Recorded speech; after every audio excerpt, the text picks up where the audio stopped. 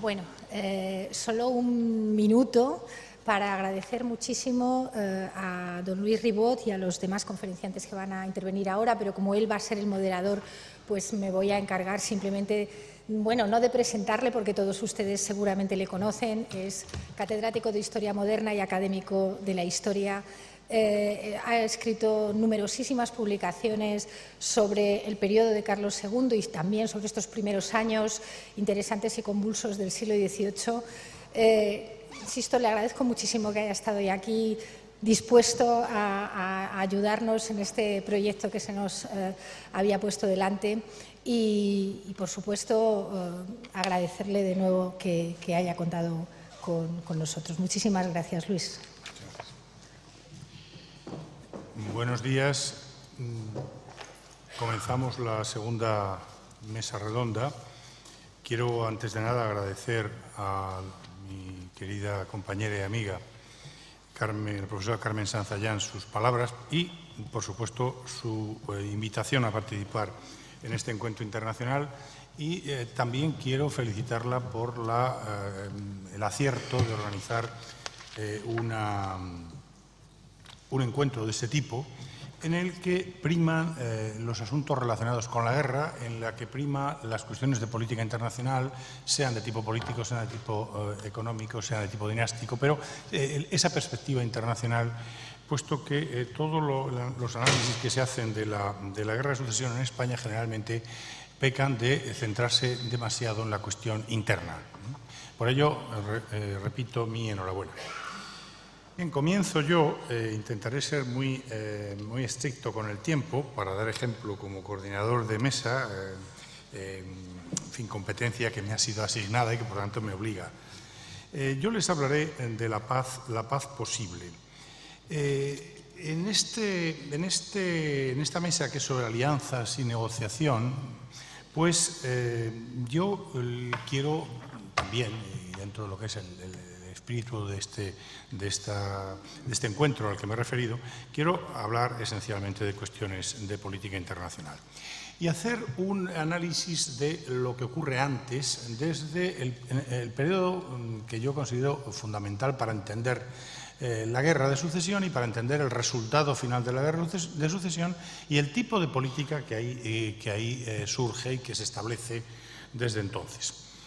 El inicio es, sin duda alguna, en mi opinión, la Paz de Westfalia. La Paz de Westfalia de 1648, que supone el reconocimiento del fin de la cristiandad, entendida como una unidad política, que evidentemente no lo era a partir de las reformas, y supone la emergencia de los estados o las monarquías o las soberanías, digamos, independientes, con sus intereses y sus objetivos distintos. No esta idea de que la cristiandad era una y por tanto no había más que un interés común.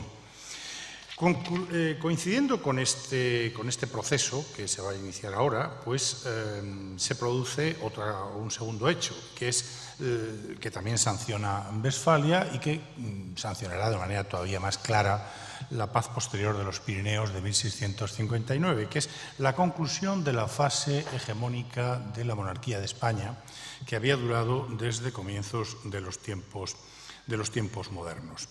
Conclusión de la fase hegemónica de la monarquía de España que demostraba, bueno, pues que España ya no era el país hegemónico de Europa, y esto tenía una consecuencia, es que no iba a ser capaz, y esto se sabía, de mantener durante mucho tiempo su amplia, variada y dispersa estructura territorial. De forma que cuando hablamos de esta estructura territorial nos referimos no solo a Europa, sino, por supuesto, a otros continentes. De hecho, tenía dominios en los 4 continentes entonces conocidos, y evidentemente esto creaba un problema importante, porque toda la política internacional de la segunda mitad del siglo XVII tiene en el trasfondo esta idea de que hay una estructura poderosísima de una monarquía decadente, aunque este término decadente haya que matizarle mucho, y esta estructura no va a durar mucho, lo cual desata ambiciones, desata apetencias y supone un marco importante.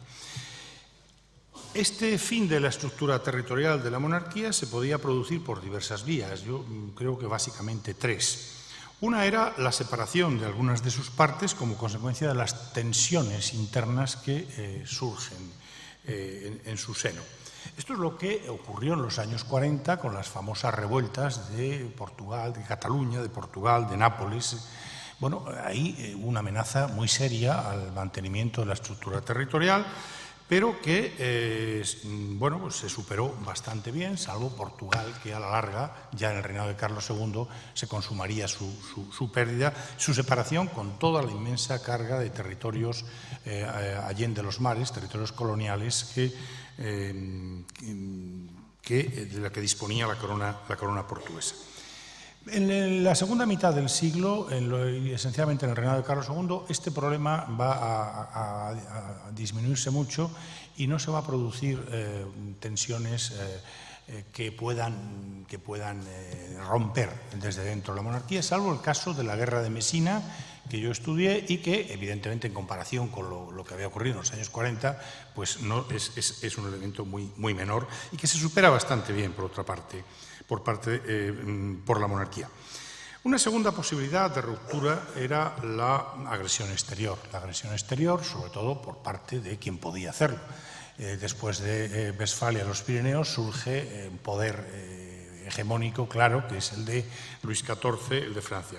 Y este va a ser un problema importantísimo porque las últimas décadas del siglo van a estar dominadas en la política internacional por los afanes expansivos de Luis XIV, pero aquí aparece un elemento nuevo en la política internacional, nuevo de la forma en que se manifiesta, que es la formación de coaliciones sistemáticamente para frenarle. Coaliciones en las que, y esto es muy importante, se integran países de religión diferente, es decir, países católicos, como es España, con países protestantes, antes enemigos, como es Holanda, Inglaterra, pero que tienen un objetivo común, lo cual nos muestra que más allá de la identificación que pueda producir la religión, empieza a haber elementos, digamos, nacionales o propios de cada país en la política que marcan la política de los estados. Y fue muy eficaz toda esta política de coaliciones contra Luis XIV porque, de hecho, se consiguió frenar su poder. Si ustedes piensan que la hegemonía de Francia duró aproximadamente medio siglo, poco más, después de Utrecht se la puede dar como tal, por terminada, en comparada con lo que había durado la hegemonía internacional de España, más de siglo y medio, pues ciertamente es un éxito de esta política de coaliciones. Política de coaliciones que nos está hablando también de un elemento que aparece ya en Westfalia y que se consolidará después, que es esta idea de equilibrio, de evitar que en el futuro vuelva a haber alguien dentro de Europa con tantos territorios, con tantas pertenencias como esa monarquía de España ha tenido y tiene todavía. La tercera solución, la tercera posibilidad para acabar con esta estructura territorial desmesurada ya a la altura de los tiempos de España es el reparto. El reparto basado en esa idea del equilibrio y que, bueno, tenemos una serie de pruebas del mismo a través de los tratados de reparto de la segunda mitad del XVII, todos ellos orquestados hábilmente por Luis XIV, pero en los que entraban otros países, en los que entraba Holanda e Inglaterra, también por intereses, sin duda, y que, bueno, pues a priori no dejaba de ser una solución pacífica, o de proponer para el problema que se planteaba.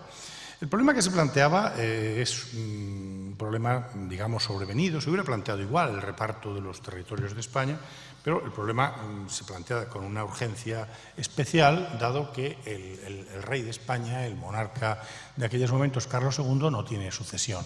Y entonces, evidentemente, pues tienen que entrar, y se ve que antes o después van a tener que entrar en la sucesión príncipes extranjeros vinculados familiarmente con él.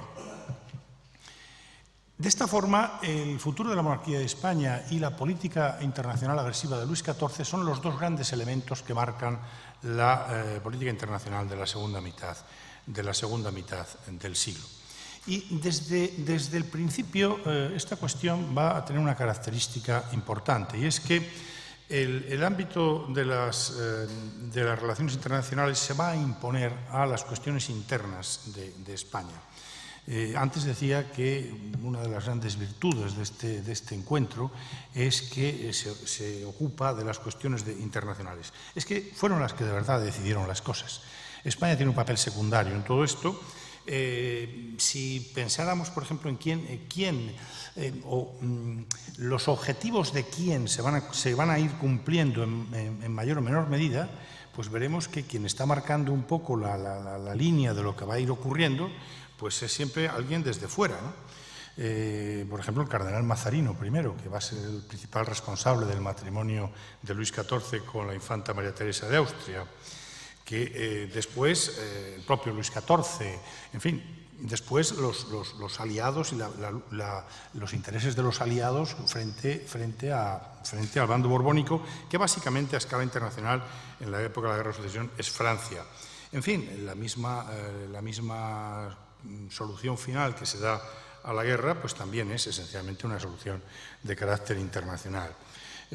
Yo siempre he dicho que España o los gobernantes españoles escribieron solo una parte muy pequeña del guión que resultó al final válido, y fue el testamento de Carlos II, porque el testamento de Carlos II dio un giro a las cosas y al final, bueno, es el responsable principal de parte de que, en fin, de la solución final, o de que parte de la solución final fuera como el testamento marcaba, que es que el heredero del trono de San Fernando fuera Felipe de Anjou.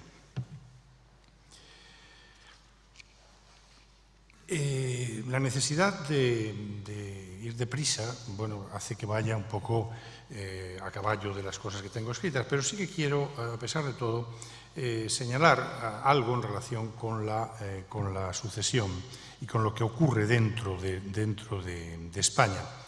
Yo he defendido que es muy difícil mantener esa idea tradicional de la historiografía de que había dos bandos claramente decididos desde años antes de la sucesión, uno por austriaco, otro por francés. La documentación prueba la dificultad de asignar una tendencia clara e invariable a la mayoría de los altos personajes de la corte. No hay ninguno al que las fuentes consideren siempre inequívocamente en un bando. Y hasta los que acabaron identificándose más claramente con una otra opción, hay testigos y hay documentos que nos lo sitúan en la contraria. Y luego, además, tendemos a pensar que hubo solo dos opciones, porque esta es la situación del momento final, pero es que hasta febrero del 99 había una tercera, que más bien era la primera, puesto que los dos primeros testamentos de Carlos II van en esa dirección, que es la de la herencia del príncipe electoral de Baviera, que es quien tiene una relación familiar más directa con el rey de España. Todo fue muy complicado. Recordemos que Gabriel Maura, uno de los grandes especialistas en estas cuestiones, en el reinado de Carlos II sin duda, comparó la sucesión con un drama, dice, cuyo desenlace fue incomprensible para todos hasta el final. Me refiero a la sucesión vista desde España, desde la corte española. Y así nos explicamos la determinación de muchos, sus dudas, su prudencia, su cálculo político ante la incertidumbre de lo que podía ocurrir. En varias de sus cartas a su embajador en Madrid, Luis XIV, insistía en la necesidad de aprovecharse, decía, de la idea difundida por Europa de que existía un fuerte partido francés en la corte de Madrid. Decía, no vaya a ser que se den cuenta de que no es verdad. Yo creo que, y dejo las cuestiones interiores, para enlazar de nuevo con las cuestiones internacionales, uno de los aspectos más interesantes es que quizá nos hemos ocupado de la cuestión sucesoria desde los presupuestos de nuestra cultura política actual, sin reparar en la necesidad de hacerlo en el marco de la cultura cortesana entonces imperante, que explica mucho mejor los comportamientos. Bien, decía antes que la única parte importante del guión, la única parte del guión que van a seguir los acontecimientos, cuyo origen, cuya idea aparece o que se escribe en España, es el testamento de Carlos II. Un testamento que va a tener una importancia decisiva. no solo por la legitimidad adicional que aportó a Felipe V, que al cabo resultaría fundamental para el apoyo que recibió Felipe V esencialmente en la Corona de Castilla, también en América, sino porque el testamento de Carlos II impidió la realización de los tratados de reparto a escala internacional. A escala internacional la situación era que había un acuerdo entre Francia, Holanda e Inglaterra que se hubiera realizado de no haber existido ese testamento. Bien, pues el testamento impide que se realice. Y con lo cual, bueno, pues los consejeros de Estado lograron el objetivo esencial que les había llevado a inclinarse por la sucesión francesa, que no era, en mi opinión, la inclinación hacia Francia. De hecho, después incluso de proponer a Carlos II que declare heredero a Felipe d'Anjou, hay una serie de sesiones en que se hacen críticas durísimas a la política de Luis XIV. Críticas durísimas por parte de los mismos consejeros que le han pedido que nombre heredero a su nieto. ¿Por qué? Y se habla de la desfachatez, se habla de la prepotencia, se habla... Es decir, yo creo que más que esa inclinación, bueno, había una política nacional que antes se orientaba en favor del heredero nacional, que era José Fernando de Baviera, y que después va a intentar impedir estos tratados, es decir, a intentar evitar que los tratados deshagan la monarquía, la dividan. Este es el objetivo. Nosotros, que después de 300 años después, no tenemos una idea que entonces existía, y es que los españoles entonces, y sobre todo los gobernantes, sentían que toda esa inmensa monarquía formaba un conjunto, porque llevaba tiempo formándolo. Y esa idea que por otra parte se percibe, por ejemplo, en Nápoles o se percibe en otros territorios, la idea de pertenencia a un conjunto que muchos, no digo todos, muchos, y desde luego los gobernantes, querían mantener. De hecho, tal posibilidad de mantenimiento íntegro de la monarquía no parecía tan irreal.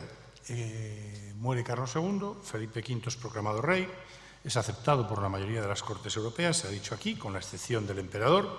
Toda España la aclama, la propia Cataluña la recibe con grandes muestras de adhesión en 1701, antes la profesora Sanzallán ha puesto un documento.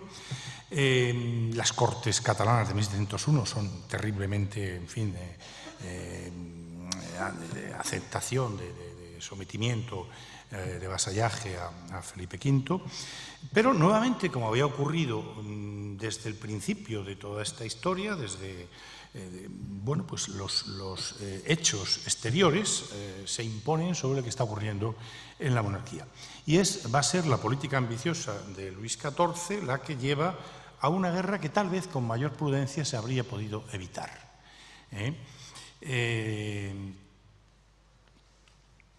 Se han dicho aquí algunos elementos sobre ello. Es verdad que el emperador no aceptó nunca la solución milanesa, que era la que más para él era la más sensible, pero tal vez se podía haber llegado a algún acuerdo con un conflicto, en cualquier caso localizado. En fin, no sabemos. Lo cierto es que distintas actitudes del rey de Francia pues van a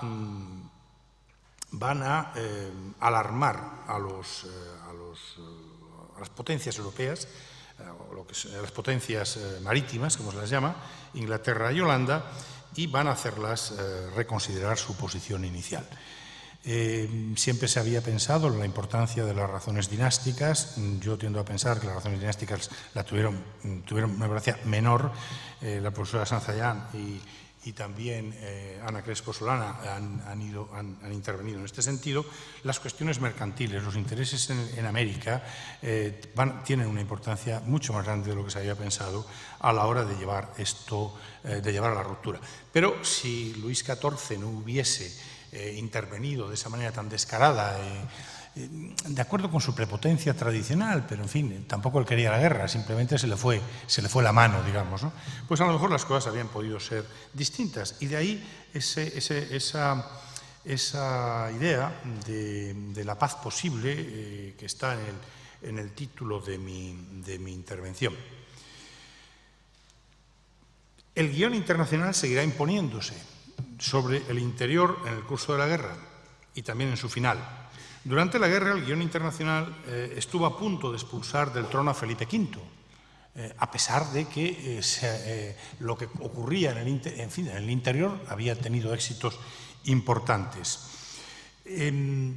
Después, el guión internacional impuso la división de la monarquía, esa división de la monarquía que los cortesanos españoles habían tratado a toda costa de evitar con el último testamento de Carlos II. Al final, con los tratados de Utrecht, se impuso la política de equilibrio. Se impuso algo parecido a algunos de esos tratados de reparto previos de los años finales del siglo XVII. Y si se mantuvo en parte algo de lo que los españoles habían decidido, fue que el rey de España fuera Felipe V y no, como el último tratado de reparto preveía, el archiduque Carlos. En fin, fue la única parte, repito, de lo que los españoles en algún momento diseñaron que acabó haciéndose realidad a pesar del terrible sufrimiento y las enormes y negativas consecuencias de la guerra, también muy importantes y muy negativas para la propia España. Pero, repito, y con esto concluyo, a pesar de todo, yo sigo pensando que la paz fue posible. Muchas gracias.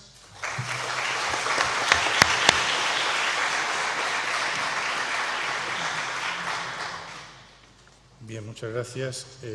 A continuación va a intervenir la profesora María Dolores Herrero.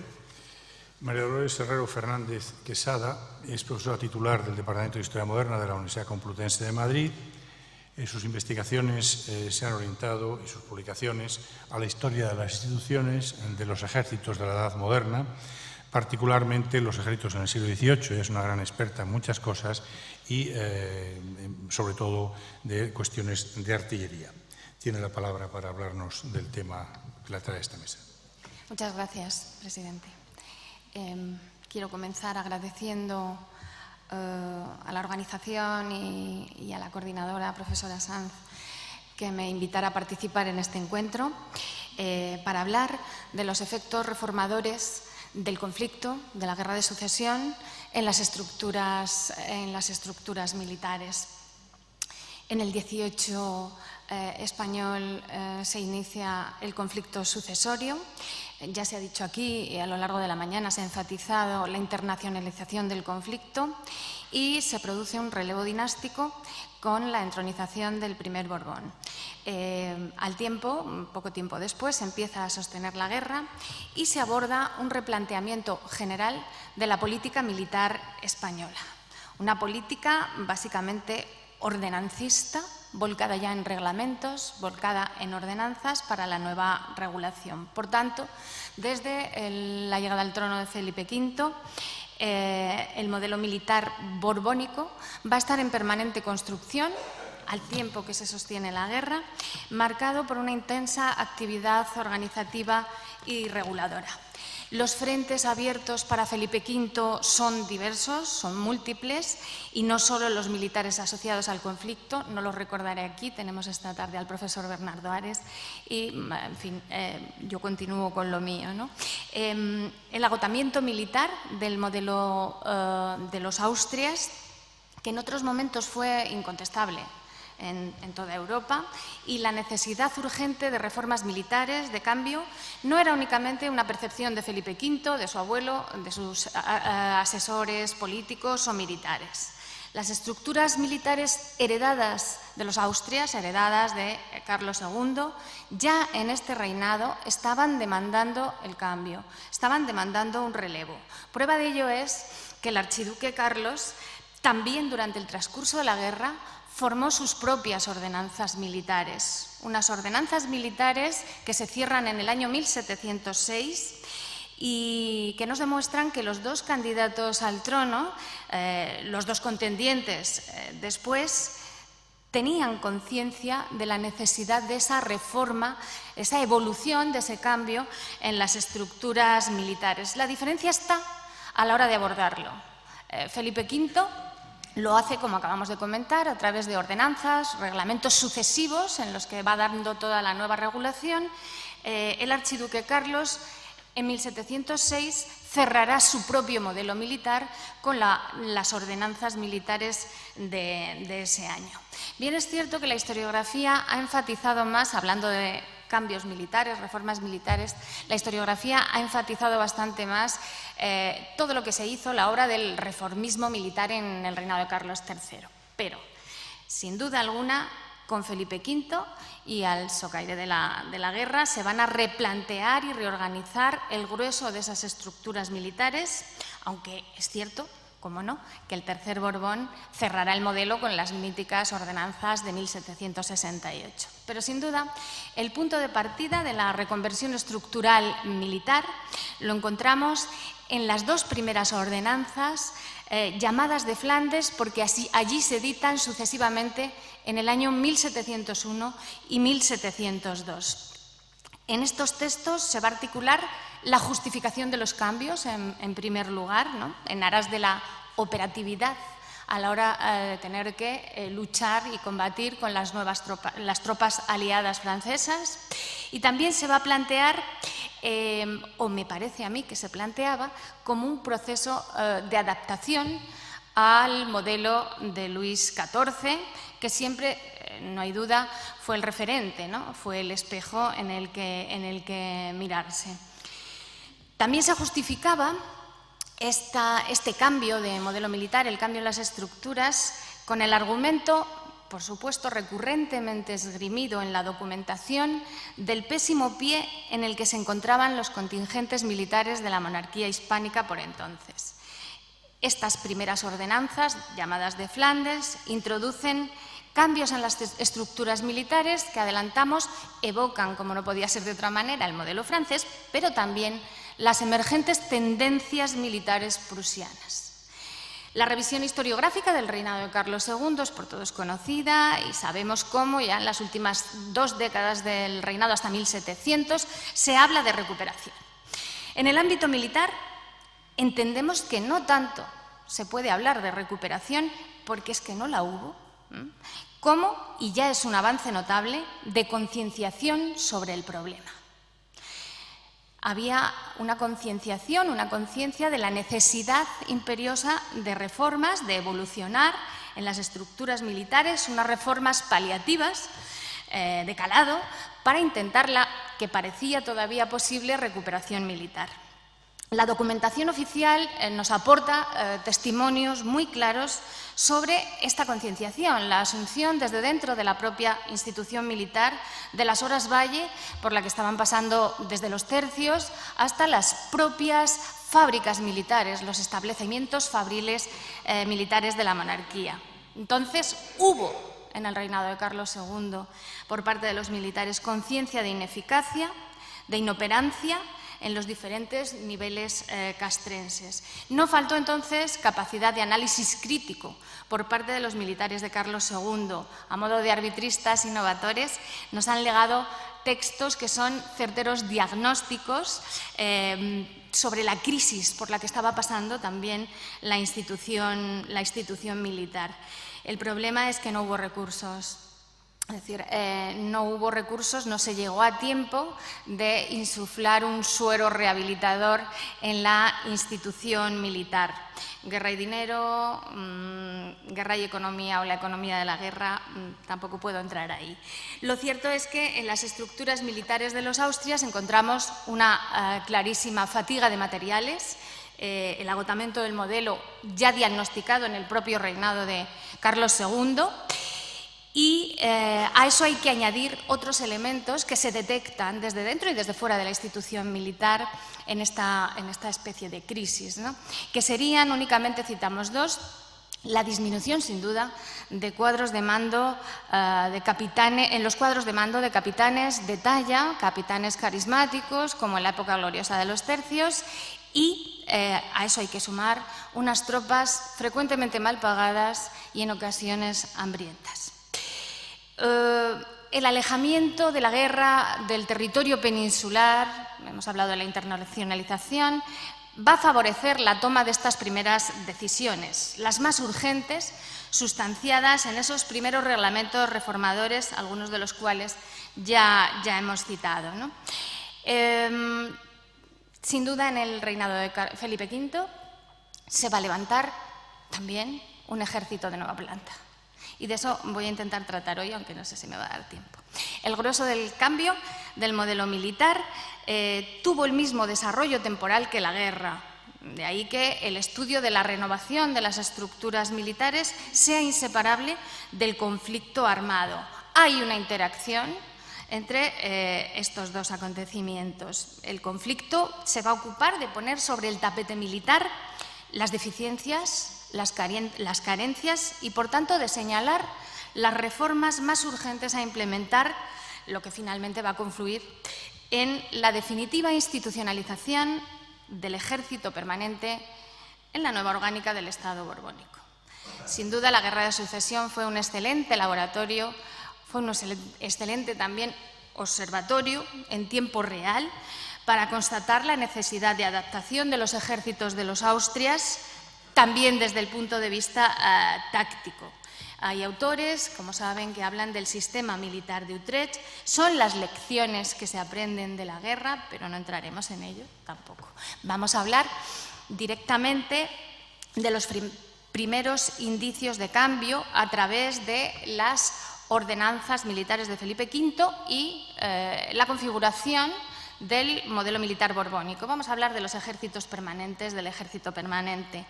Ya hemos dicho que en la ordenanza de Flandes se van a plantear los primeros problemas y se van a intentar solucionar los primeros problemas.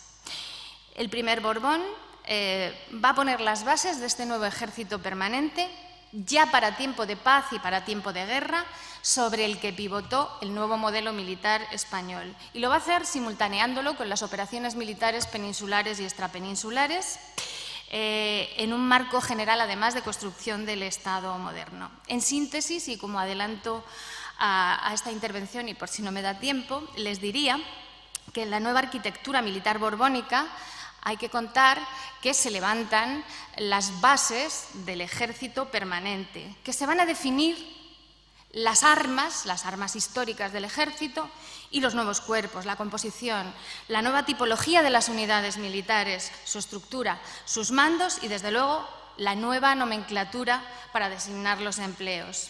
Pero paralelamente a esto, que son cambios estrictamente militares, la innovación conceptual también es importante, pues se va a proceder a la profesionalización de la carrera de las armas. Al mismo tiempo, y de igual manera, se va a diseñar y se va a levantar una administración militar central, también con carácter permanente, para ocuparse de las cuestiones militares de apoyo a las tropas, de intendencia, logísticas y, desde luego, de la economía de la guerra. Y, finalmente, se va a articular un proceso de nuevo acceso a los ejércitos, a la oficialidad, tanto para la tropa como para los aspirantes a oficiales, asociado a un proceso de reconversión de la imagen social del militar, deconstruida y devaluada en la segunda mitad del siglo XVII. Sin duda, la guerra fue un elemento precipitador de todo este paquete de reformas de las que hablaremos ahora. Estamos ante la organización de los reales ejércitos borbónicos, al servicio del monarca. Y lo que es más novedoso ya, el rey se va a otorgar a sí mismo el mando supremo de las tropas. Y eso supone que desde entonces se va a reservar también el nombramiento de los empleos en los mandos militares, concentrando en su persona y en la Secretaría del Despacho un poder enorme. Los coroneles que mandarían después los regimientos ya solo podían nombrar hasta el grado de capitán. Bueno, aquí radicaría, y no nos podemos detener, la explicación del grado de lealtad de la oficialidad borbónica a su monarca, al rey. Además, un ejército permanente se sostiene estructuralmente sobre una serie de valores intangibles que serán pilares maestros indispensables en la construcción y estabilidad de la institución militar. Entre ellos está reconocido históricamente que el principal es, en un ejército, la disciplina, el eje vertebrador de los efectivos militares, mientras que la indisciplina conducía al fracaso militar. En esas primeras ordenanzas de Flandes del año 1 y del año 2, se va a dedicar un espacio enorme a la disciplina, precisamente, o a la indisciplina. La indisciplina en los tercios y en los ejércitos, que ya preocupaba a Felipe IV cuando terminó de cerrar su ordenanza militar del año 1632. Se presenta como endémica también en el siglo XVIII poco a poco. Y las primeras medidas entonces en estas ordenanzas fueron de carácter disciplinario, junto a otras en las que se iba a dar un marco jurídico específico a los ejércitos permanentes, un marco legal. Hablamos entonces ya, o hablan esas ordenanzas, de justicia militar y del fuero militar. Y abriendo aquí un paréntesis, aprovechamos para reparar en los lugares comunes que encontramos en los dos modelos militares, el del archiduque y el de los Borbón, porque conceptualmente no se aprecia distancia entre ambos. Buena prueba de ello es que esas ordenanzas militares del archiduque que acabamos de citar expresan o afirman en el primero de sus párrafos lo siguiente: habiendo sido y siendo la milicia la única conservación de los estados. Es decir, esto está asumido conceptualmente en las tropas de los austrias anteriormente, y a principios del siglo XVIII tanto los borbónicos como los austracistas asumen esta idea. Como en los últimos años se ha puesto de manifiesto en la revisión historiográfica, hay una continuidad, por tanto, en el concepto y modelo de ejército y una evolución en las estructuras militares de la monarquía. Esta tesis ha sido recientemente desarrollada por el presidente de esta mesa, por el profesor Ribot, en su introducción al volumen 3 de la Historia Militar de España, que acaba de editar la Academia de la Historia. En esa introducción, el profesor Ribot desactiva la idea de rupturismo reformista frente a la de evolución de aquellas estructuras militares que arrancan nada menos de la segunda mitad del siglo XV, evolucionan con el paso del tiempo y en el XVIII van a ser dinamizadas por la guerra, pero también por las nuevas tendencias militares europeas. Y entramos ya en la materia específicamente militar.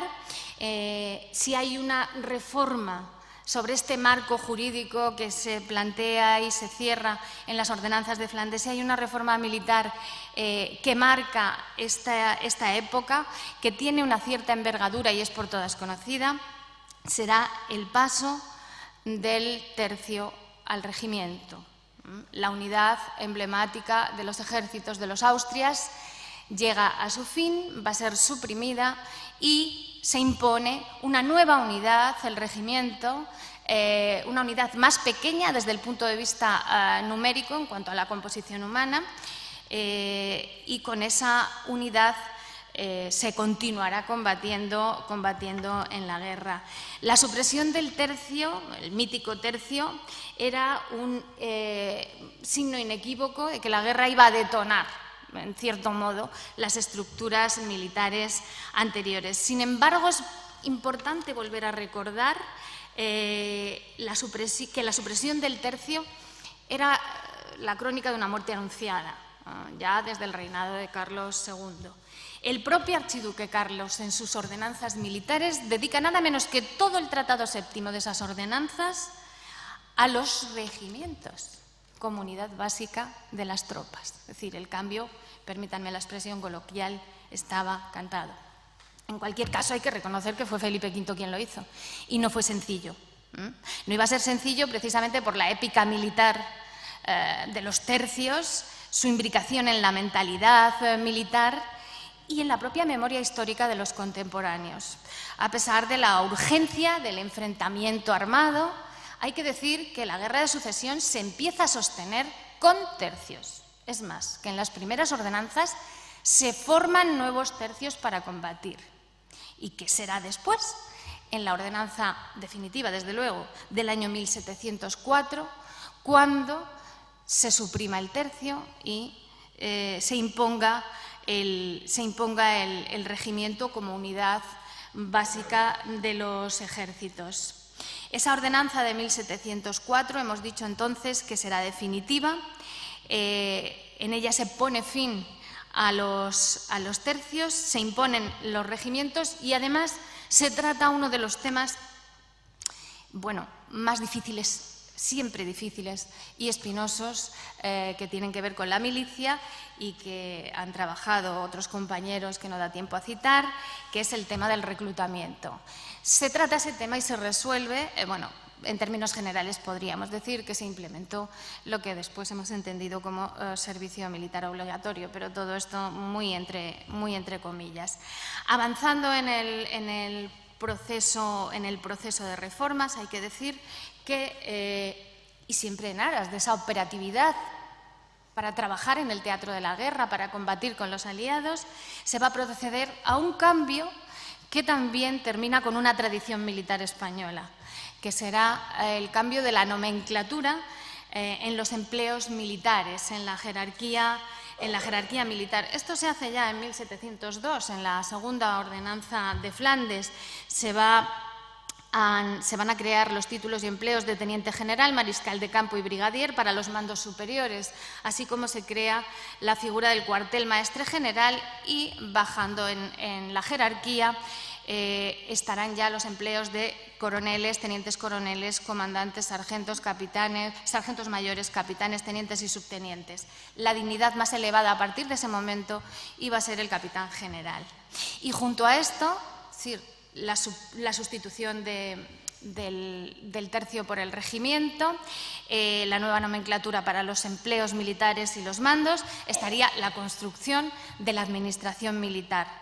Este aspecto es muy importante en el cambio de las estructuras militares con Felipe V. Es imposible la disociación de guerra y economía. En aquel momento ya resultaba ser insostenible.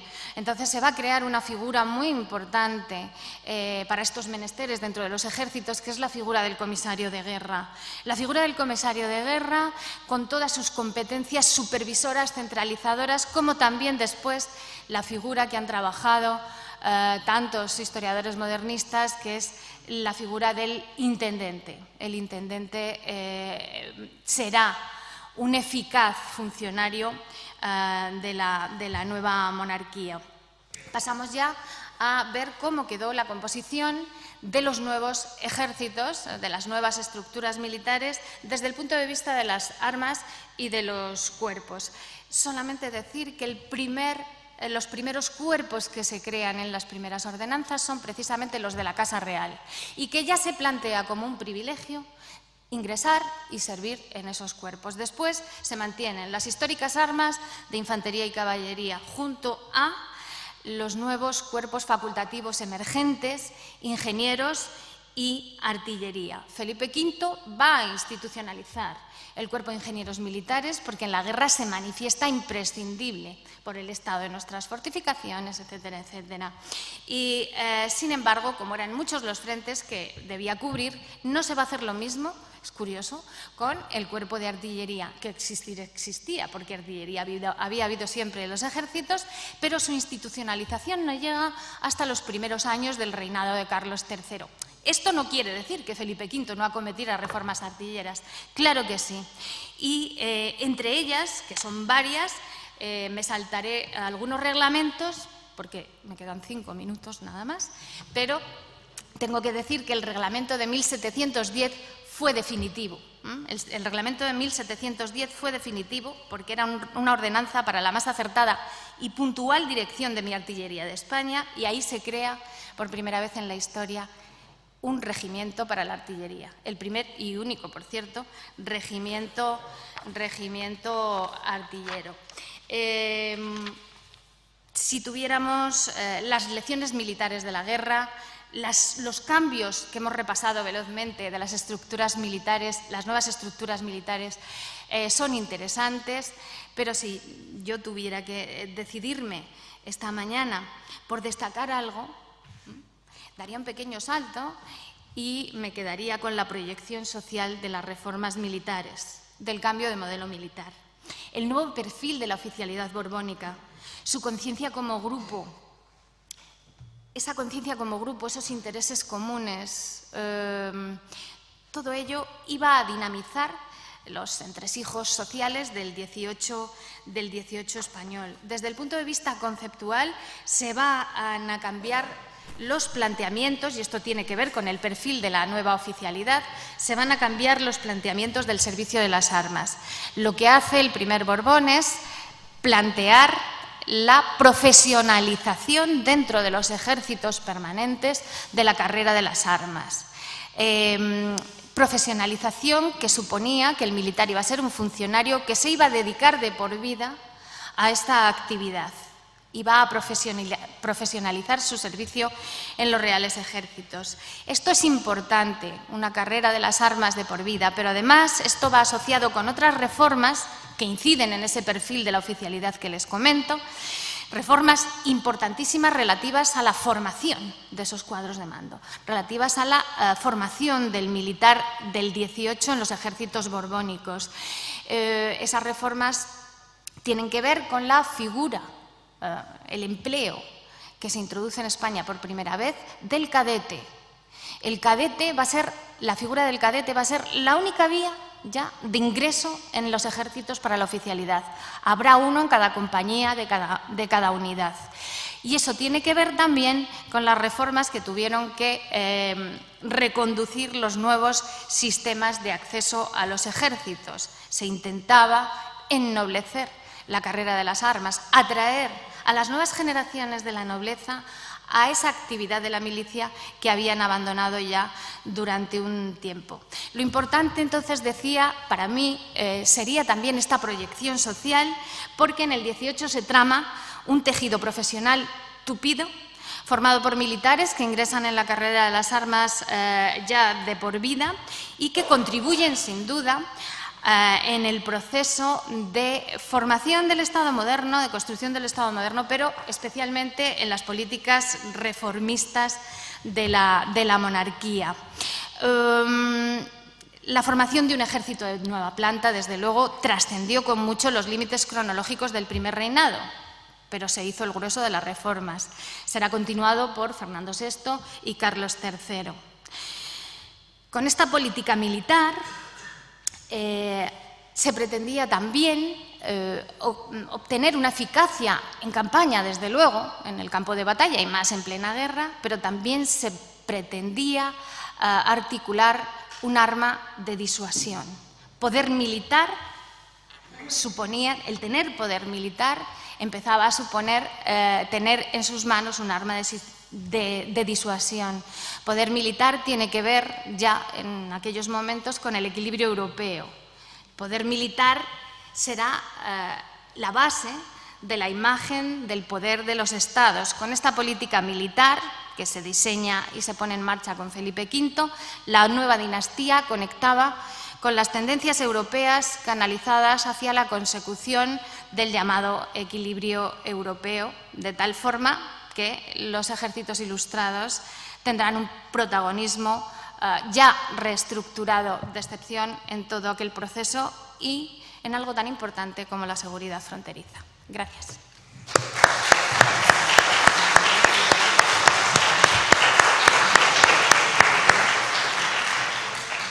Muchas gracias.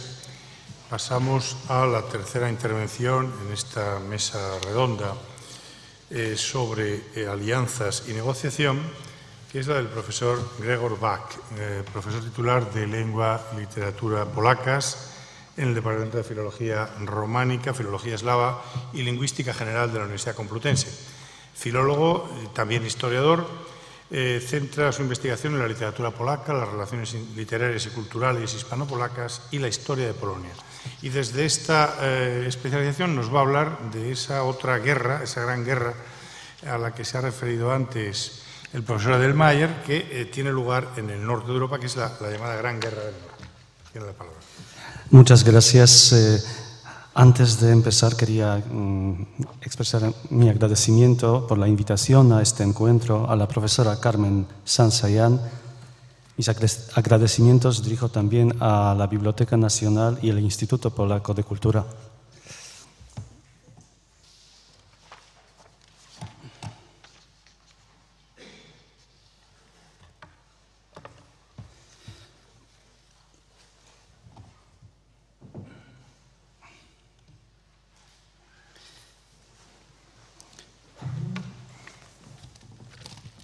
El nombre de la República de las Dos Naciones fue acuñado tras la Unión de Lublin en 1569 para la República, que constaba de dos iguales partes, el Reino de Polonia y el Gran Ducado de Lituania, que tenían un rey elegido conjuntamente por la nobleza polaca y lituana, una dieta común, unas alianzas y moneda común. El Reino de Polonia abarcaba los territorios de los actuales Polonia y Ucrania, mientras que el Gran Ducado de Lituania se extendía por las tierras lituanas y bielorrusas. Los territorios de Letonia y el sur de Estonia estaban bajo el dominio conjunto de ambas partes de la República. Tras la muerte de Juan III Sobieski, famoso en Europa por su victoria en la batalla de Viena en 1683 sobre los otomanos, una victoria conjunta polaco-alemana, llegó al trono el elector sajón Federico Augusto I de la Casa de los Wettin. El elector sajón contaba con el apoyo del zar Pedro I de Rusia y del emperador Leopoldo I. Aunque la mayoría de la nobleza inicialmente optó por el candidato francés Francisco Luis de Borbón-Conti, quien incluso había sido proclamado rey por el cardenal primado de Polonia Michał Stefan Radziejowski, el elector actuó más decididamente, aprovechando la pasividad del francés, entró en la República, sobornó una parte de la nobleza y pagó los atrasos al ejército.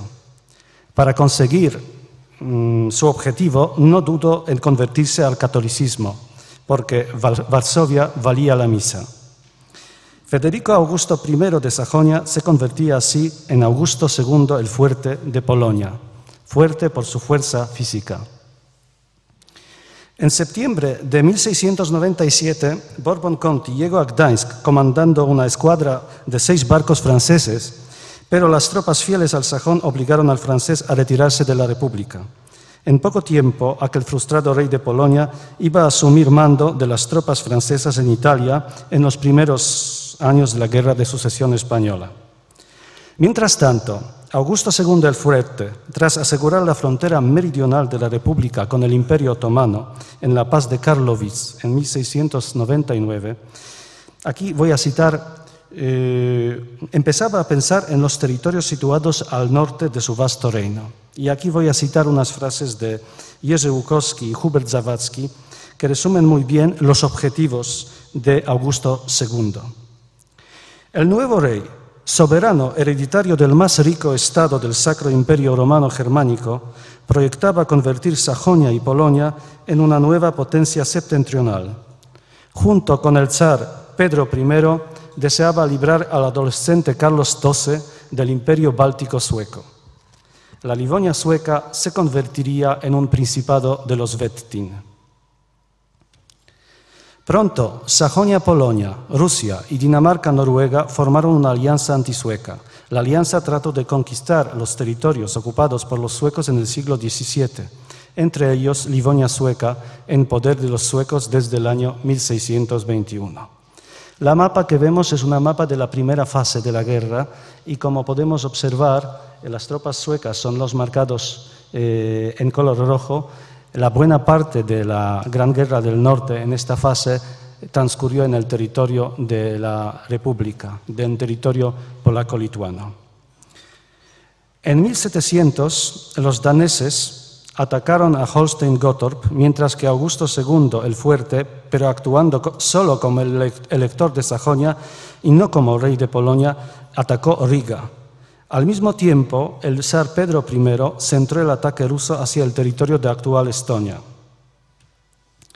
El joven rey de Suecia, Carlos XII, en 1700 tenía apenas 18 años, demostró un gran talento militar al imponerse a sus enemigos. Primero se dirigió en contra de los daneses.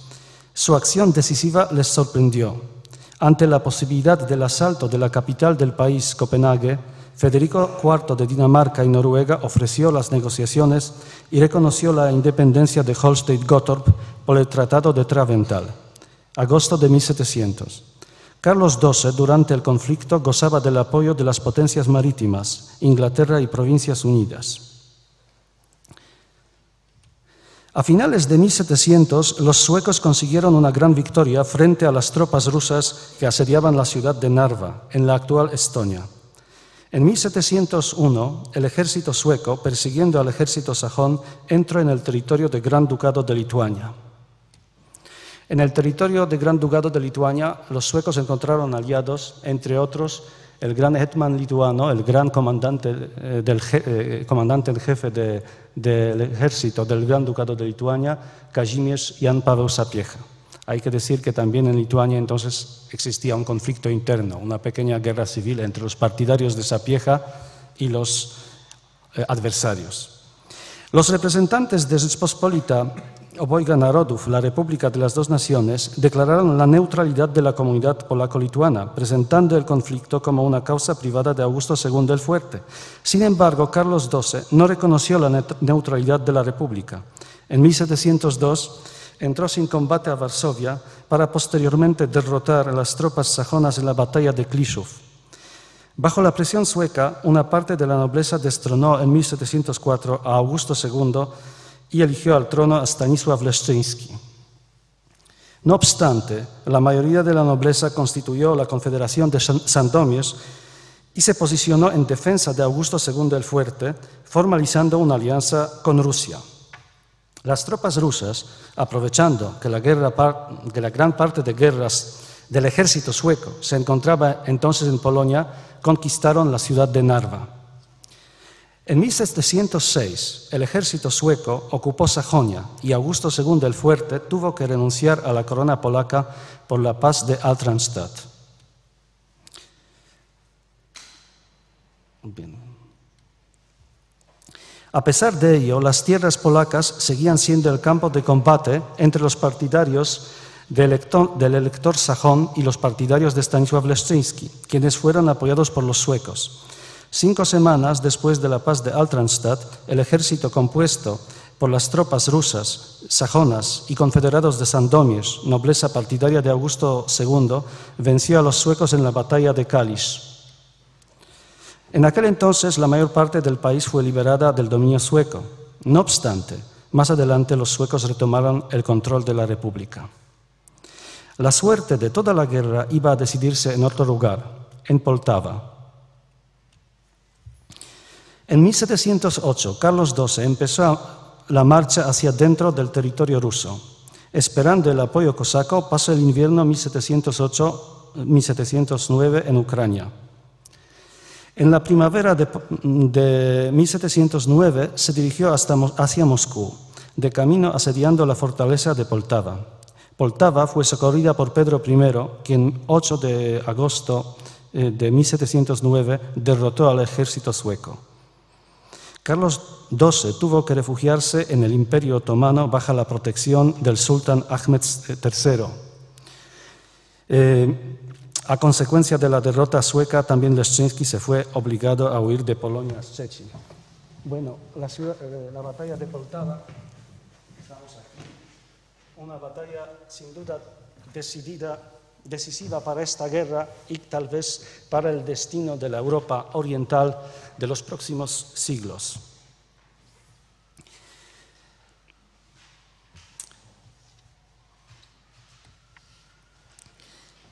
En 1710, los representantes de la nobleza reunidos en Varsovia reconocieron a Augusto II el Fuerte como el soberano legítimo. Leszczyński se fue obligado a huir de Polonia a consecuencia de la derrota sueca. Durante la fase posterior del conflicto, Rusia conquistó no solo Livonia sueca, sino también una parte de Finlandia. También Prusia se posicionó en contra de Suecia, conquistando Pomerania Occidental con la ciudad de Szczecin, anteriormente en poder sueco. La guerra finalizó con la paz de Nystad, en la costa occidental de la actual Finlandia, firmada la paz en agosto-septiembre de 1721. Por este tratado, Suecia perdía Ingria, Karelia suroccidental y Livonia sueca. Estos territorios formarían parte de Rusia, que se iba convirtiendo en la potencia hegemónica en la Europa central y oriental, principal potencia al este del río Elba. La nueva potencia conseguía un amplio acceso al mar Báltico, y es que durante la guerra, Pedro I había fundado San Petersburgo, una ventana de Rusia hacia el mundo occidental. la que iba a ser la capital del país desde 1712 hasta 1918. La Paz de Neustadt legalizó la construcción y el desarrollo de la nueva capital de los zares, que había sido construida en los territorios que con anterioridad habían pertenecido a Suecia. En los años 1719-20, en virtud de otros tratados, Suecia perdió también otros territorios. Un tratado de Estocolmo, y por un tratado de Estocolmo perdía Bremen y Verden a favor de Hannover. Otro tratado de Estocolmo, posterior, perdía Pomerania Occidental con la ciudad de Szczecin y la isla Usedom a favor de Prusia. Y también hay un tratado de Frederiksborg, el ducado de Holstein-Gottorp volvía al dominio danés, pero al mismo tiempo Dinamarca devolvía a Suecia los territorios ocupados en Pomerania. A consecuencia de la derrota en la Gran Guerra del Norte, Suecia anteriormente, sobre todo desde el siglo XVII y en particular en la segunda mitad, todo el siglo XVII había una rivalidad entre Suecia y la República por el dominio en el mar Báltico. Suecia, esta potencia militar de la zona del mar Báltico, perdía su papel hegemónico que desde entonces iba a ser ocupado por Rusia, cada vez más fuerte, un Estado que a lo largo de los 3 siglos siguientes iba a extender sus fronteras hacia la Europa central. Y la República de las Dos Naciones. La Paz de Neustadt fue firmada por Rusia y Suecia. No participaron en ella ni Sajonia ni la República. La República tuvo que contentarse con el armisticio entre Augusto II y Suecia firmado en 1719. No fue firmado un verdadero tratado de paz. La Guerra del Norte, que destruyó a Polonia de forma quizás más fuerte que otras guerras de la época, aunque hay que recordar que la época muy dura de Polonia es a mediados del siglo XVII, con la invasión sueca, la insurrección de Khmelnytsky, también las guerras contra el Imperio Otomano y con Moscú. Lituania perdía el protagonismo en la región. Se convertía en el objeto de la política de cada vez más fuertes potencias vecinas, en particular Rusia. El siglo, iniciado con el ataque sajón a los territorios suecos en el mar Báltico, terminaba con las 3 particiones de Polonia que en 1795 iba a desaparecer del mapa de Europa, repartida entre Rusia, Prusia y Austria. Pues podemos hablar de unas consecuencias muy dramáticas de la guerra, las consecuencias demográficas, económicas, despoblación del país. Si queremos buscar algún elemento positivo del desenlace de la guerra para la República, podría ser la integridad territorial del país. Sin embargo, un problema importantísimo consistía en la presencia de las fronteras rusas en el territorio de Polonia-Lituania. Las tropas aliadas en la fase inicial del conflicto, que paulatinamente se convertían en una fuerza de la ocupación de una potencia vecina. La Gran Guerra del Norte para la República marca el inicio de una época de intromisión continua rusa en los asuntos internos del país. Pedro I supo aprovechar el peculiar sistema político de la República y utilizar las diferentes facciones de la élite polaco-lituana para la realización de sus objetivos. En 1715 se formó la Confederación de Tarnogród, dirigida en contra del rey Augusto II el Fuerte y en contra de la presencia de las tropas sajonas en Polonia. Los confederados pidieron la mediación de Pedro I, que finalmente fue aceptada por el rey de Polonia. El Tratado de Varsovia de 1716 fijaba el número del ejército en 24.000 soldados. Unas decisiones de este periodo, pues de alguna manera conservaban el sistema político de Polonia, Lituania, impedían las reformas, impedían el aumento del ejército y de alguna manera debilitaban este país frente a las potencias vecinas. En 1717, la llamada Dieta Silenciosa confirmó el acuerdo sin debates. La República se convertía de facto en un protectorado ruso. Precisamente la amenaza rusa contribuyó a la mejora de las relaciones entre el rey Augusto y una parte de la nobleza y también preocupó la presencia de los rusos en el mar Báltico. Amenazaban no solo los intereses polacos y sajones, sino también en otros estados europeos. Preocupó a Gran Bretaña y preocupó a Viena. Por eso en el 1719 en Viena se firmó un tratado, una alianza entre el Imperio, Gran Bretaña y Augusto II el Fuerte. Una alianza cuyo objetivo era frenar la creciente influencia rusa. La alianza garantizó la integridad territorial de la República y el trono polaco para Augusto II el Fuerte. Pronto las tropas rusas se retiraron del territorio del Sacro Imperio Romano-Germánico y también del territorio de Polonia-Lituania. La situación es Fleming, ministro de Augusto II, uno de los su representante que firmó en 1719 en Viena esta alianza, digamos, antirrusa. Pero la situación geopolítica de la República iba a empeorar no solo por el creciente poderío ruso en el norte. En la costa báltica creció y se fortaleció una nueva amenaza, el Reino de Prusia. Prusia ducal, un ducado dependiente de los reyes de Polonia, desde 1618 fue gobernada por la rama brandenburga de los Hohenzollern. Por el Tratado de Bydgoszcz del año 1657, los Hohenzollern adquirieron plena soberanía en la Prusia ducal. En 1701, Federico I se coronó en Königsberg como rey en Prusia. Rey en Prusia es importante lo que oímos en la primera parte, no de Prusia, sino en Prusia. Pronto la mayor parte de los estados europeos reconocieron el título: Inglaterra, Rusia, Provincias Unidas, Dinamarca, Suecia. Francia y España reconocieron el título real de Federico I en la misma paz de Utrecht, ya que las tropas prusianas habían combatido en el bando contrario. Hay un cierto paralelismo entre Augusto II y Federico I. Ambos consiguieron la corona real en los territorios situados fuera del Sacro Imperio Romano Germánico, Augusto en Polonia y Federico en Prusia. Como advierte el profesor Józef Gierowski, aparentemente Augusto II contaba con una ventaja inicial.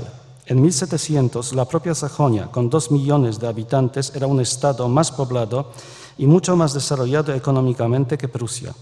Con el ascenso al trono polaco de Augusto II, a estos 2 millones de súbditos en Sajonia se añadían unos 8 o 9 millones de súbditos en la República, dispersados por un vasto territorio de casi 1 millón de kilómetros cuadrados, entre Mar Báltico y Mar Negro. Sin embargo, fue Federico quien supo sacar provecho de la situación política de Europa de inicios del siglo XVIII y construir fundamentos del futuro poderío prusiano. Gracias a su participación en la Guerra de Sucesión Española, consiguió el reconocimiento de su título real. Por el otro lado, su participación en la última fase de la Gran Guerra del Norte le sirvió para obtener la Pomerania Occidental con la ciudad de Szczecin, anteriormente en manos suecas. El inusual fortalecimiento de Prusia a lo largo del siglo XVIII supuso una amenaza constante a la República. A finales del siglo, Prusia participó en las 3 reparticiones del territorio polaco. Ahora voy a intentar resumir un poco, porque creo que ya he hablado mucho y queda poco tiempo, la relación de esta guerra, la Guerra del Norte y la relación de Polonia-Lituania con la Guerra de Sucesión Española. Voy a ir resumiendo. Hay un tema que es que al inicio del siglo los franceses intentaban una alianza con Augusto II el Fuerte. Incluso Augusto II el Fuerte pensaba en obtener, gracias a ello, Silesia, pero finalmente tanto franceses como los ingleses estaban más interesados en una alianza con Suecia. Por eso Augusto II se posicionó con los Habsburgo, confiando que en la fase inicial de la Guerra del Norte que su apoyo y apoyo de las potencias marítimas, Inglaterra y Provincias Unidas, conduciría a la firma de paz con Suecia. Bueno, hay otro momento interesante que también es que los franceses intentaban convencer a Augusto II para que apoyara la insurrección húngara. y esos intentos fracasaron. Es decir, el mismo príncipe de Transilvania sí que se refugió en un momento en territorio polaco, pero Polonia-Lituania no se involucró en este conflicto.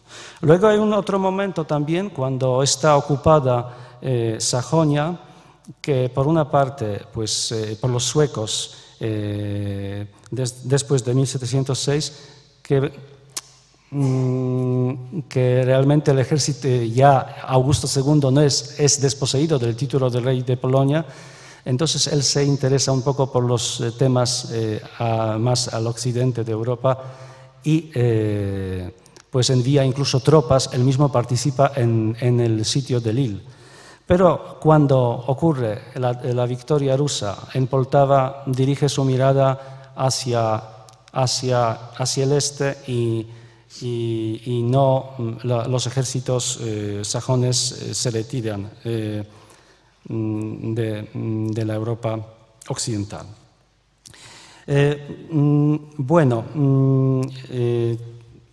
Hay otros elementos de los que se podría hablar, otros momentos, pero quizás estos serían los más importantes por destacar. No quiero extenderme en ese punto. Antes de terminar, me gustaría destacar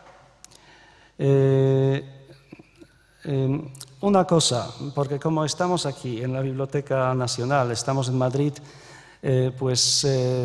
hace tiempo buscando unas informaciones, entonces sobre Juan III Sobieski, encontré estos materiales en la Hemeroteca Municipal de Madrid, y aquí vemos noticias extraordinarias y particulares del estado presente de Europa. Bueno, lo que llama la atención que lo que ocurre en la Gran Guerra del Norte está en la portada, y además hay un montón de información. Es una información muy detallada. Los españoles, a inicios, los lectores de estas noticias extraordinarias, al inicio del conflicto, de la Gran Guerra del Norte, pues tenían una información muy detallada, incluso sobre la situación interna en Polonia-Lituania, sobre cómo se desarrollaba el conflicto.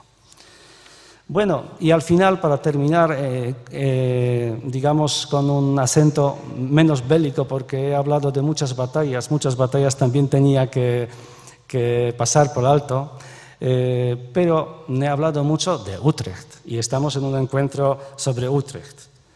Pues bueno, vamos a ver, en la República de las dos naciones convivían diferentes nacionalidades, polacos, lituanos, judíos, armenios, alemanes, tártaros, musulmanes, nobles polacos, pero también holandeses. En la desembocadura del río Vístula y en otras partes del país.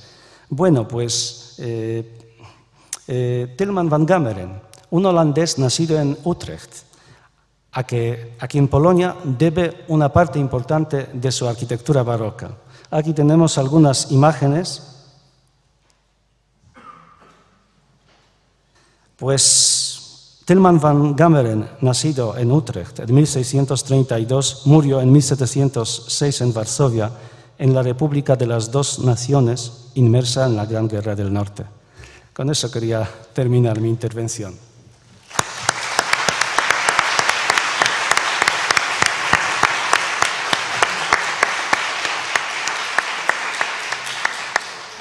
Muchas gracias y muchas gracias por la precisión. Yo lo he visto cómo iba saltando folios porque lo había preparado para un tiempo algo mayor.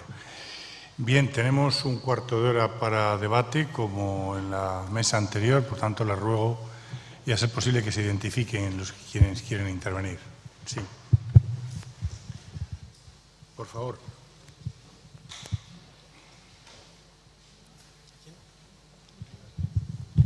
Bien, mi nombre es Ramón Lázaro Fernández y quiero agradecer a los ponentes la brillante exposición que han hecho en los tres aspectos, pero mi pregunta va dirigida a la profesora Herrero Fernández Quesada, a quien felicito especialmente por su amplísima y riquísima exposición.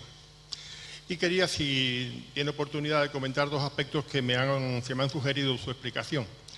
El primer aspecto es en relación con ese concepto de la lealtad que introduce la modificación de la institución militar en España y la relación que pudo haber tenido con los decretos de nueva planta, o sea, vincular lo político con ese nuevo concepto dentro de lo militar.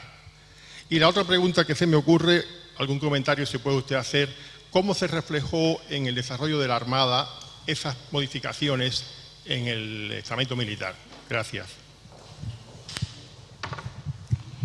Gracias. Bien. En cuanto a la primera pregunta, el concepto de lealtad, es cierto que he ido muy rápida y probablemente no lo haya explicado con el sosiego que había que explicarlo. Al ponerse el monarca al frente de las tropas, de los nuevos reales ejércitos borbónicos, decíamos que él se reserva para sí el mando supremo y que hay competencias que a través suyo, o sea, a través de la Secretaría del despacho, se van a ejercer desde la Corte. Estas competencias son, por ejemplo, el nombramiento nada menos que del mando supremo de los regimientos, de las nuevas unidades, los coroneles.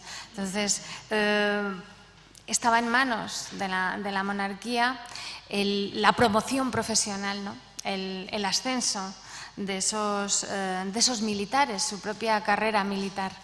Eso era importante, ¿no? Y de ahí la lealtad que se va apreciando a lo largo del siglo XVIII, no solamente de la cúpula militar, del mando militar más alto, la jerarquía militar, sino en general de todos los cuadros de mandos, incluidos los intermedios. Yo diría que desde caballero cadete, desde cadete, que he aludido a la figura en adelante. La verdad es que se crea un ejército de nueva planta, como dije en un momento de la intervención, y todo esto es política de Estado. Es decir, entonces tiene absoluta relación, sintonía y guarda coherencia con la nueva planta política de la que me hacía mención. No sé si era eso lo que... Bien, eso por una parte. Por otro, una de las carencias de la intervención es el desarrollo de la Armada. Efectivamente, no he tenido tiempo para decirlo, me he dedicado a los reales ejércitos, digamos que de tierra, ¿no? Pero es un conflicto internacional, es un conflicto casi mundial, como se ha dicho aquí, y esas carencias y problemas que yo decía que las diferentes ordenanzas van poniendo de manifiesto, porque se van notando en la praxis militar, se ponen, bueno, ya se sabía, pero desde el minuto 1 se ponen de manifiesto con respecto a la Armada. No había Armada, no había una Armada de nivel y era urgentísimo tomar medidas para poner en pie, es decir, hacer un nuevo pie en la Armada. Y se hace. Es decir, la guerra va a servir para que se conciencien todavía más y que la monarquía tenga como una de sus prioridades desde el punto de vista militar la creación de una fuerte y potente Real Armada, no solamente para la guerra marítima, sino también para todo lo que se ha comentado en intervenciones anteriores, protección de las rutas del comercio internacional, etcétera, etcétera, ¿no?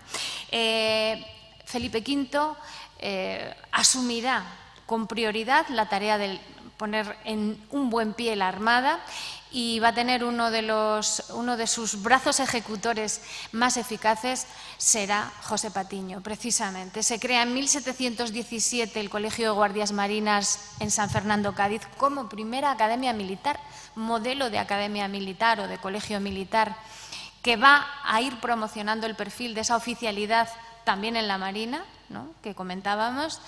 Y a partir de ahí se va a fomentar la construcción naval, los arsenales, etcétera, etcétera. Gracias. Nada. ¿Alguna pregunta más?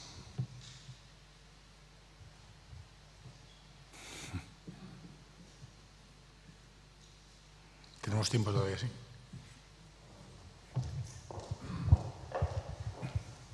Profesor de Bernardo Ares. Sí, en relación con la presentación de tu ponencia, hablaste de que la paz era posible.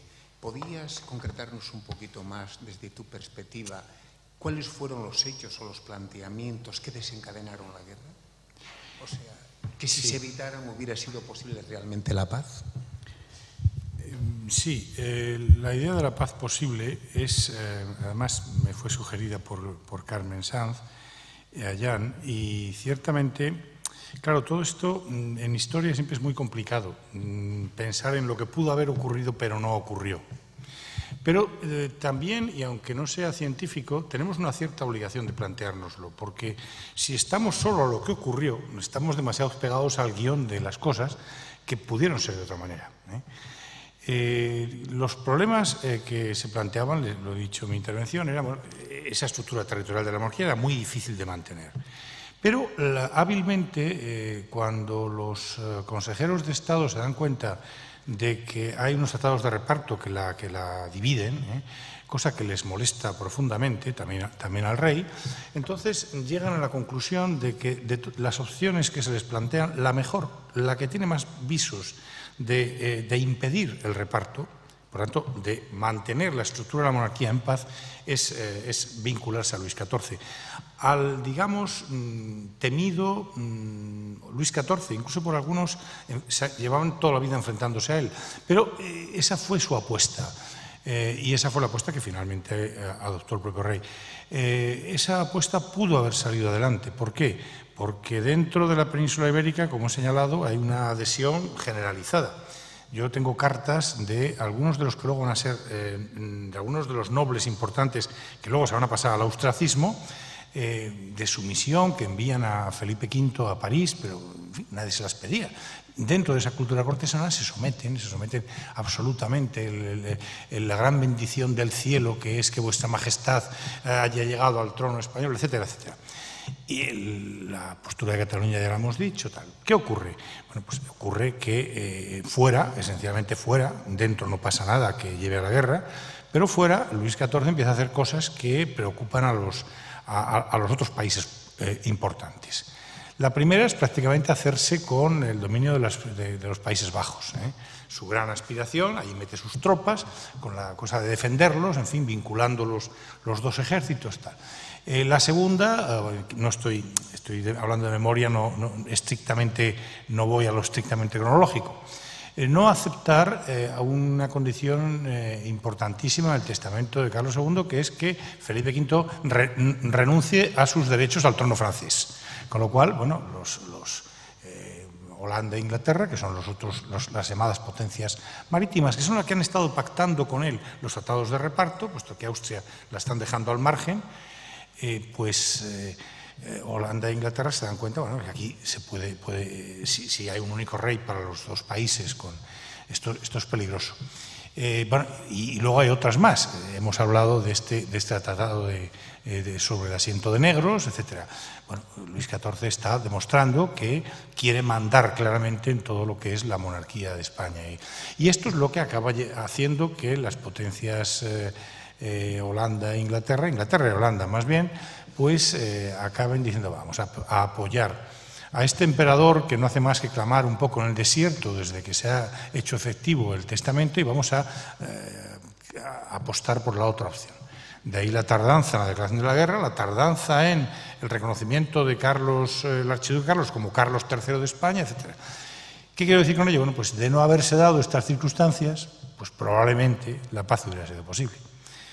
¿Hubiera sido posible mantener mucho tiempo la estructura de la monarquía española con tantos territorios?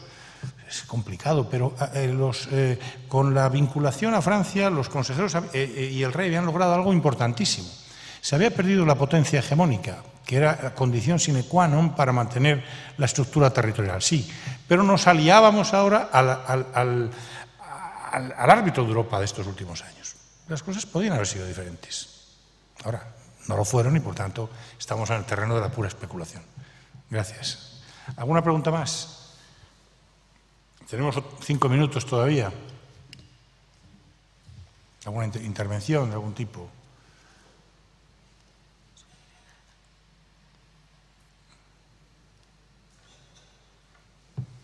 Sí, profesora Crespo Solana. Bueno, ya que tenemos tiempo, no iba a intervenir, pero es básicamente retomar un poco lo que estábamos hablando antes de que José Manuel de Bernardo hablara, ¿no? Que es el tema un poco relacionado con la ponencia de María Dolores. A mí me llama mucho la atención cuando estudio el siglo XVIII una cosa que es un comentario simplemente que me gustaría saber, la opinión tanto de mi colega María Dolores como de el resto de los colegas sobre el tema. A mí me llama mucho la atención que en el siglo XVIII parece que lo que ocurre es un poco la militarización del Estado. ¿Hasta qué punto se puede abrir o se puede debatir sobre la relación que hay entre esa militarización del Estado, que es evidente a muchos niveles, y el proceso del nuevo Estado español, que se supone que surge de los tratados de Utrecht, que es centralizado por la implantación en España de un nuevo modelo político? Es simplemente una idea quizás para debatir aquí o en el futuro. Sí, María Dolores, empieza tú y seguimos. Vale, muy bien. Sí se ha hablado de militarización del Estado. Se ha utilizado mucho el concepto militarización del Estado para hablar del 18, militarización, por ejemplo, de las actividades científicas en la España del 18, por el enorme protagonismo y presencia de esos militares, de esos oficiales, con el perfil que comentaba al final de mi intervención. Yo decía también al final que esto es una cuestión de Estado y que todo tiene que ver, la construcción del sistema político, la construcción de la burocracia centralizada, la administración civil, la renovación en las estructuras militares, son los pilares del Estado moderno y todo eso está en construcción.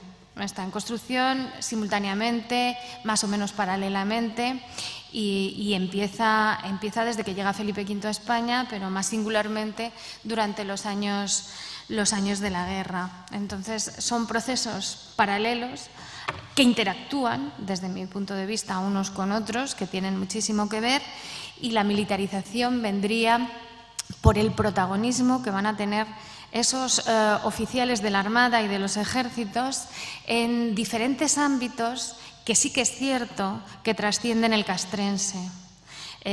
Ámbitos de poder en la corte, en el gobierno, haciendo espionaje industrial por Europa para lograr impulsar la industrialización del nuevo Estado, remontar pues ese decalaje que había desde el punto de vista tecnológico y científico con respecto a la Europa de la Ilustración, etcétera, etcétera. Militarización sí, porque van a estar ocupando determinados puestos, y es que la monarquía confía, como todos sabemos, va a tener que confiar y se va a tener que apoyar en élites, en minoritarias, con una formación determinada. Unos salían de los colegios militares, otros de los colegios de jesuitas. La universidad todavía no había cogido tono para que hubiera una alternativa civil, ¿no?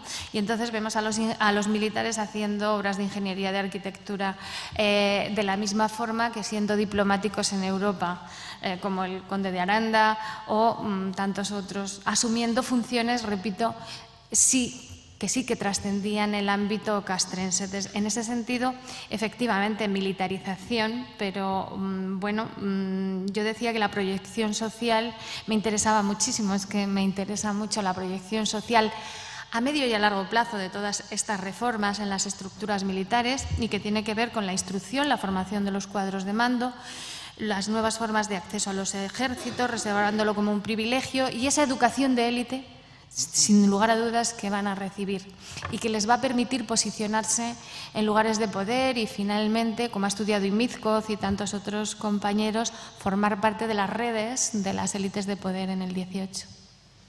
No sé si quiere añadir Bueno, cosa. si hablamos de la militarización, pues creo que en el territorio del norte de Europa, porque yo estaba hablando de alguna manera de Europa central oriental, pero entonces era norte de Europa y es norte de Europa también, pues un caso así, un ejemplo más claro es Prusia, un Estado con realmente no muchos recursos económicos que no obstante era capaz de tener unos ejércitos muy fuertes. Y aquí es el problema de la República de las Dos Naciones, de Polonia y Lituania, que Polonia y Lituania de alguna manera conservó sus antiguas instituciones sin reformarlas en esta dirección. Y entonces un Estado bastante bien poblado y en una situación económica que no era tan desventajosa, no obstante tenía un ejército bastante pequeño, mientras que los estados vecinos, Prusia y luego también hablamos del Imperio Ruso, pues desarrollaron unos ejércitos muy fuertes, cada vez más numerosos, y eso tenía que ver precisamente con este proceso, con la militarización del Estado. Pero para mí, digamos, el ejemplo más claro sería Prusia. Sí, yo no me resisto a intervenir muy brevemente. Es un tema muy debatido y hay muchos autores que ese concepto de militarización no les parece, a mí también me parece excesivo. Lo que hay es, aparte de que hablar de Estado también es muy complicado, lo que hay es una profesionalización de ciertas actividades de una forma mucho más, lo ha dicho la profesora Herrero, mucho más intensa de lo que ocurría en siglos anteriores, y una de ellas es la actividad militar. Y probablemente, en tanto en cuanto, otra por ejemplo será la diplomacia, en tanto en cuanto de los servidores públicos, los militares tienen son de los primeros que se organizan, se militarizan, pues asumen funciones que propiamente diríamos no les corresponden. Y esto ha llevado a hablar de militarización, que quizás es un concepto un poco excesivo, porque nos lleva por otros caminos, ¿no? Eso es lo único que quería comentar. No sé si alguien quiere más, estamos ya sobre la hora, de forma que les agradezco a todos su presencia. Siguiendo con el programa, hacemos ahora una pausa, que está muy bien descrito de una manera muy poco alusiva a lo que realmente vamos a hacer todos ahora, que es irnos a comer para estar aquí a las 4. Muchas gracias.